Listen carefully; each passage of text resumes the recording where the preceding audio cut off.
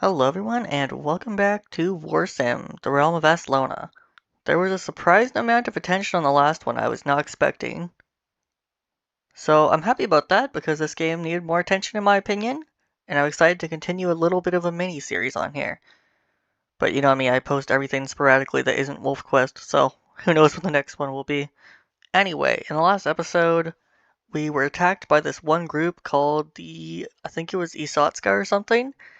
And we thought they were going to be horrible, but they actually turned out to be pretty chill and we became friends. And we also killed an entire small mining company to steal all their 10,000 ore, which I know is pretty evil. But yeah. Now we have ore. I would have bought it, but I didn't have enough money. I did put a small amount of men in the mines, but I'm actually thinking about changing my mind there. Let me see. That was in the west, if I remember correctly. Yeah, the mine. Turn peasants into miners. I think I'd like just a little bit more. We have 177. I'm gonna say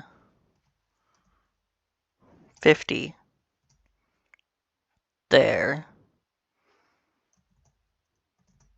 Nothing too crazy, but just a little bit more to work.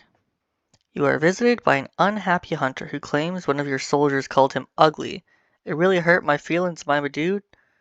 I've cried so much I missed 3 days of work. I just asked for coverage for those few days. That's very, very sad. But, okay, it's only 5 gold. If it was any more than 5 gold, I think I would say no, because I'm being greedy right now, but just 5, sure. You order reparations to be paid, the gold's accepted, and then the unhappy hunter smiles and says, "You are too kind, my dude. This is greatly appreciated." And my generosity spread for a better public opinion. Yeah, I felt too bad for him not to help. You are visited by a fat, drunk farmer who gets stuck at your throne room door trying to enter, sighs, and leaves. Oh. Well, if you weren't drunk, I would have said maybe we could fix the door to let you in, but you're drunk, so there probably wasn't going to be anything good there. You were visited by an armed band who asks your permission to enlist in your army. Yes, please. We just lost some people to the mines. Ooh, he's a soldier, so that's like one of the better units. Nice. Well, I'll leave the rest to the steward, see how that goes. I remember the effect of this year is that we could gamble even more money. Maybe I'll go to the arena. Because I'm trying to get a bunch of cash this year. Watch a fight, bet on a fight. Let's bet on a fight. 1.5 times your bet. Ooh. Yeah, okay. You pay 8 gold fees to watch the fight. Who would you like to bet on? Horkgrand the Grave Pigrim or the Barbarian Goblin? I don't know what a Pigrim is, so I'm gonna vote for that. How much gold would you like to bet? Nothing crazy right now, just 50 because I need to have a better idea of the power scaling.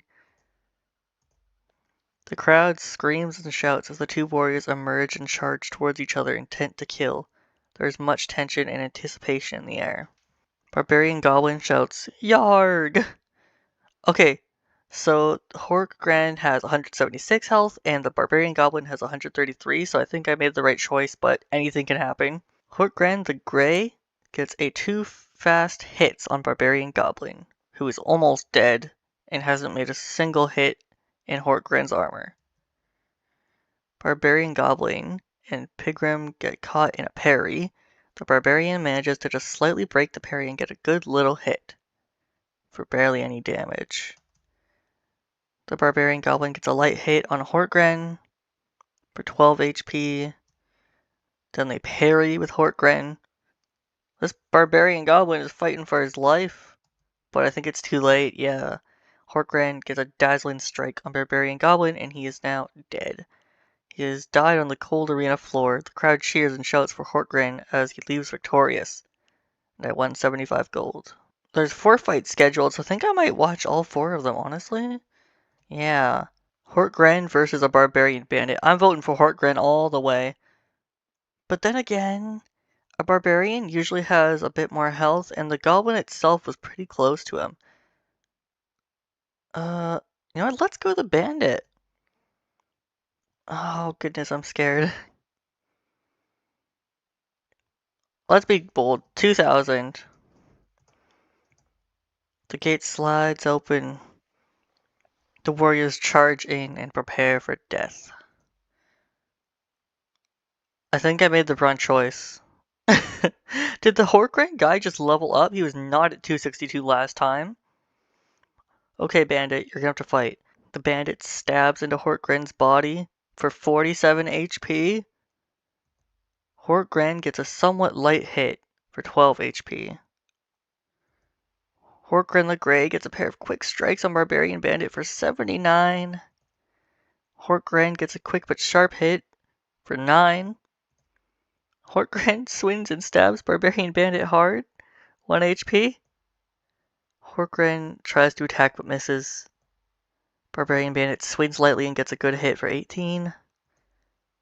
Barbarian Bandit cracks him on the head for 23. But then the big gray guy cracks his head and kills him.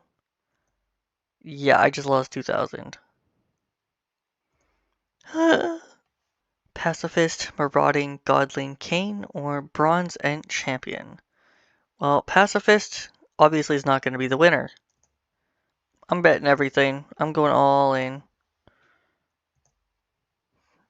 20, 23? Okay, I'm betting everything. The Bronze Champion fakes a swing to scare the Pacifist and then laughs. That's quite cruel because I don't think the Pacifist is even going to get involved. The Pacifist closes his eyes and sighs, and then takes a deep breath and says, "Sometimes I think being a pacifist was a mistake." Then he also says, "That's the last time I walked through random doors in the arena in search of a bathroom." Oh my god. He just waltzed in here. Then the champion tried to attack but slipped and missed, which is honestly quite pathetic. As the pacifist stands idle, an angry crowd member leaps forward and stabs the pacifist in the head. He then turns to the crowd and says, "What? Someone had to do something," before running off. But then he died. Wait, does that mean I don't get my money? Oh, okay, I win. The Marauding Godling King is defeated and will never fight nor breathe again. The crowd roars and chants for the champion as he leaves victorious, even though he didn't even do it. But anyway, I get 3,034 gold for my bet. 2 more fights, okay. The Water Half-Ferret Warrior versus Yepnob, the Rose-Faced Gravefiller. That guy sounds more interesting. Rose-Faced Gravefiller. I'm gonna say just a small... Well, I'm gonna go for 1,000. No, I don't know much. 500. Okay, yeah, the Gravefiller is probably gonna win here. He gets a pair of quick strikes for 58 HP, 19 HP, 86 HP, missed, and then killed him. So I get 750 gold. You know, let's go crazy on this next fight. This is the last fight of the day. We have Yepnob versus a Royal Nocturnal Merman. Ooh, that's a tough one. Yepnob, I think, was pretty good HP, but I have never seen a Royal Nocturnal Merman, and I don't know what they're capable of. I am going to have faith in Mr. Gravefiller. 3, 2, 6, 8. I'm crazy. I'm betting all my gold again. Oh my god, I won. He's 22 HP. Yepnob ducks a swift blow like it's nothing. The crowd cheers. He gets a pair of quick strikes and overkills him instantly. There we go, 4,000 gold. That was a good time. You know what? We're doing good right now. We have plenty of gold in our coffers. We have friends. I think we're good to just end the year and just have nothing else bad happen. I don't want to lose my money. Your steward Colmorn the Cunning bows to you and says, "I have dealt with 7 visitors and petitioners. Here's my report. Spent 96, earned 69 gold, hired a knight." It's whatever. Do you wish to launch an attack? I don't believe so.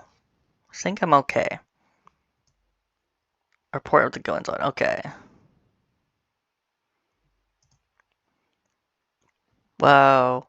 We earned almost 3,000 from trade harvest tax and tributes, and my mine earned me a 900 gold. Nothing else really paid off as much. 59 gold from the year's harvest, that sucks. 23 soldiers, 20 peasants turned into soldiers, and the bandit horde attempts to raid us. 8 bandits are captured and jailed because they failed. So good to know. Bandit horde, might want to fight them next time. A new year is dawning. The tide of time brings in the new year of 148, and with it comes the great wind of exploration stirring in the hearts of your people.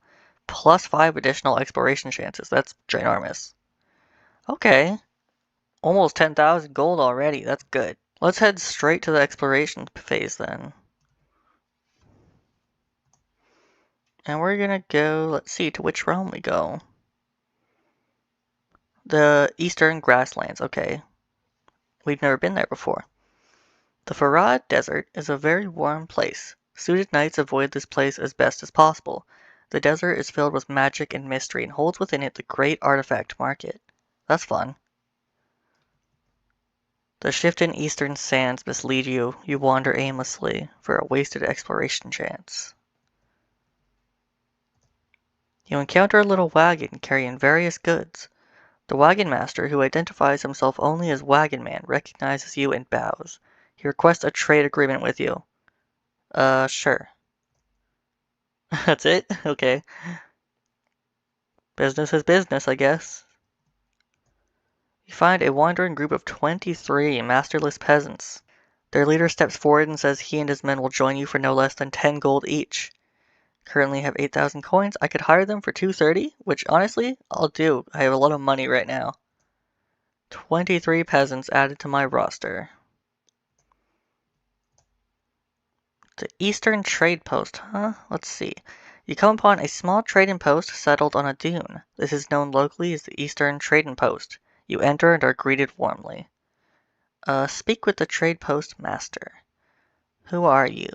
Malik, head trader here. What do you do here? Make sure the men are happy, make sure passing caravans are doing their jobs. What do you trade? Anything we can, really, whatever is currently in demand. We send caravans out of Farad to buy goods and then bring them back into Farad to sell them, sometimes the other way around. Tell me about the Farad Desert. Not a great place for trade, but we do have somewhat of a monopoly on caravanning through here, so I can't complain. Where are you from? From the village of Rim, my dude. I am local to these parts. That's why I've been able to carve out a living here. And how much money is trade with you worth to me? The deal would stand to make you somewhere in the range of 100 or so gold per year, maybe a little more if you have better roads or a bigger trade post to allow for better trade capacity. We don't claim to be able to make anyone rich, but every little thing helps, right, my dude? That's fine. I don't really want to trade with you though, unless trading is. Oh shoot. Okay, I accidentally made a trade route. End it. Yeah, I don't want to do that. Although it's entirely free, so actually yes. Sorry, I can't make up my mind. He's probably really annoyed with me. Whoa. You were hit by a harsh desert wind. You have to cover your face for a moment as your body is brushed by tens of thousands of grains of sand. After a few seconds, it stops and the Farad Desert returns to its calm state. A few new dunes now lining its visage. This place is scary. Scorpion fight in pit. We can make bets and stuff, but I'm kind of done with making bets, at least for today. You find a wandering group of 14 masterless peasants. And they're looking for work for free. Yes, please. Oh, 14 actually, never mind. The mystery slaver. Oh. You approach a small, unassuming dune of sand and see a small gazebo with several cages underneath, covered with material to obscure what lies inside them. Overlooking the gazebo is a small man who answers to the name the Mystery Slaver. He offers you to keep the slave inside the cage, each cage costing 50 gold coins. Well, the people that we're working with, the Isoktik, they are against slaving. Obviously.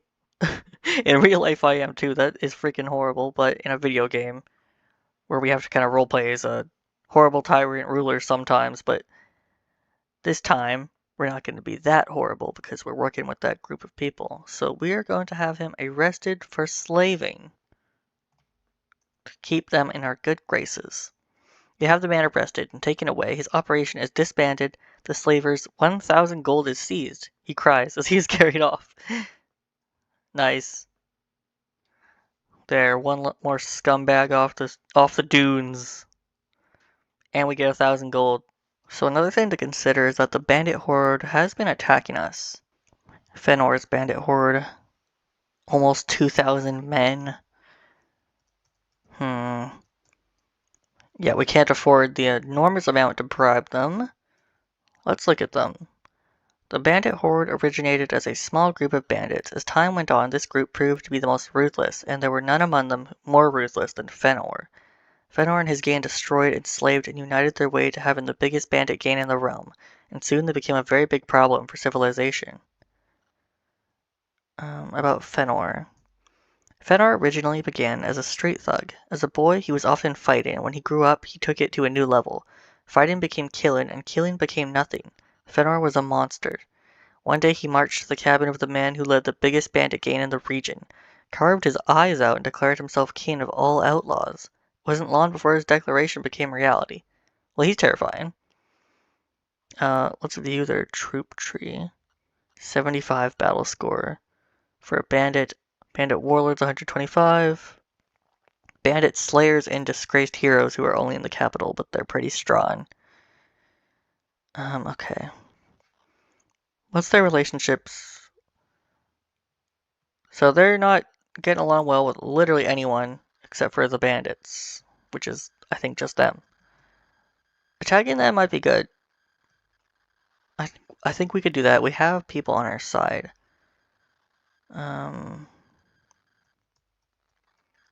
I not attack? Oh, I'd have to attack them at the end of the year. Okay. Should we try and make as many friends as possible in that case? So they have a patriarch named Kuful. They have 1,300 men. With only 3 lands, that's pretty crazy.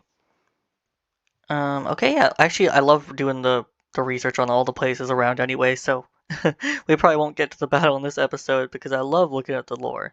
Kingdom information. The Reddish Fire Patriarchate is made up of 1,000 troops led by the Patriarch, known for their long and wormy bodies and their surprising ferocity. They are half men. Its people worship water. They are a group of mostly civilized folk.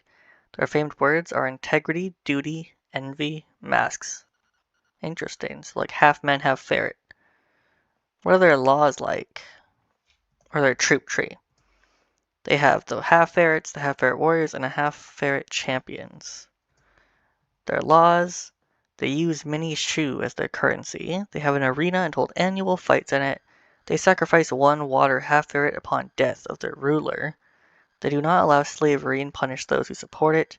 Totalitarian government have no lords or nobility. They seem like they might be able to make a truce with me then. Unique locations. The Ustar Gold Mine. The Ustar Gold Mine is a deep mine and a source of great wealth for the Reddish Fire Patriarchate and is well guarded. Faradun Castle. The Faradun Castle is a large and well-defended castle under the rule of the Patriarchate and provides them with several more warriors per year. The Mormelf Hovel. A lone and quiet little hovel that provides peasants, essentially. Reddish Fire Arena. They have a grand champion.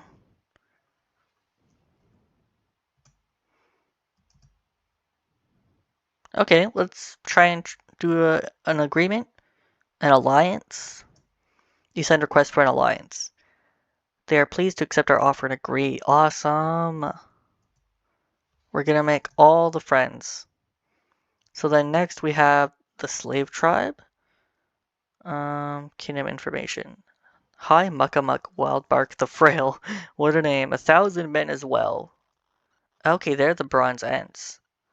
Known to be large tree folk with thick bark and the ability to speak. They have rooted feet but can move and prefer solitude rather than the company of others. Its people are said to have bronze skin. They believe in righteousness and good and try to lead by example. A highly civilized group. Their famed words are Wonder Sisters. Well, they seem cool. What's their laws? They use green shields as their currency. They do not believe in non-essential combat, so no arenas. Do not allow slavery and punish those who support it. A feudal system is in place. Warlords of their own armies, but must follow orders. Huh. What's their battle log like? They have not attacked anyone. 3 warlords protect the realm. Warlord Gentle Trunk the Chained, Kind Birch Elf-Eared, and Wild Trunks the Seasoned Veteran. Oh my god, there's so much to look at. Let us try and make an alliance. They say you need to gain the trust of the leader before he allies with you. He won't ally himself with any old kingdom. In that case, let me send a gift. We're pretty rich, so I'm going to go for the extravagant gift of 943 gold. Slave tribe cautiously accepts the gift and sends no thanks. Okay, they're a bit bratty. We'll find someone else. The Noseless Cavern Oracle State. Oh, okay, they actually don't like us. Let's try and offer peace. We're gonna send a knight as an emissary. -1 chance due to the Cavern Oracle's leader. Personality strange. Another due to our -2. The emissary carries your request for peace and is met by the ruler of Noseless Cavern Oracle's state, General Fenar the Wind Dancer, who says, I'd sooner see us fall than accept this. Peace request rejected. Okay. What about the Royal Nocturnal Dynasty? Not powerful enough to attempt vassalization, trade and diplomacy alliance? They accept the alliance on the promise that you burn 100 peasants in a big fire to commemorate the alliance? But I need the peasants for the fight. You know what? These are my men, my people. I don't think I want to kill them. You refuse such an odd and treacherous request, and the alliance attempt falls through. Okay. Well, we've got as many people as we can. At least of the independent territories. You know what? Let's go straight for the war. I feel bad ending the day like this, but... Well, not the day, the whole year. But let's do it. I still wish to move on. Okay, our steward spent 113, earned 382. That's good. 1 person imprisoned a peasant, and 2 knights. 2 knights is great. Thank you. Okay, we are going to attack the bandit horde. I shall enjoy depriving those bandits of a chance to pillage our people. How shall we attack them? So we can do a quick battle with the least chance of casualties, raid their lands, plunder their goods, but with some risk, capture bandit lands, but with a high chance of fatality. I need some information, I think, first. They have a fair bit of territory behind them. 5 lands that we would need to capture before their capital. They have a little bit of gold in their vaults, so a raid may be worth considering.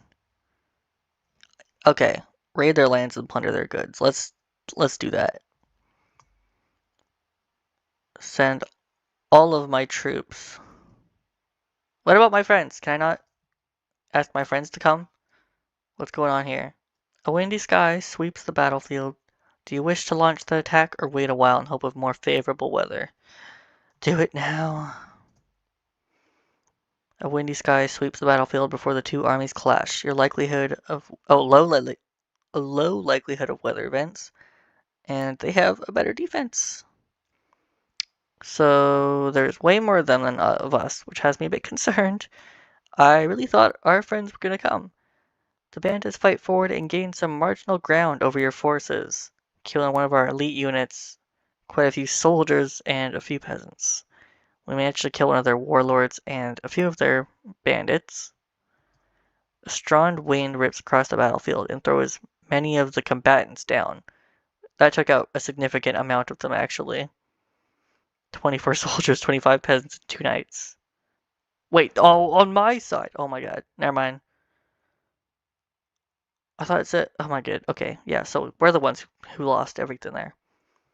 The bandits managed to form an effective pincher and overrun the opponent's flanks. We're only killing a few of them. They're killing almost 80 plus of us. How do we retreat? The fighting reaches on, but no one gains the advantage.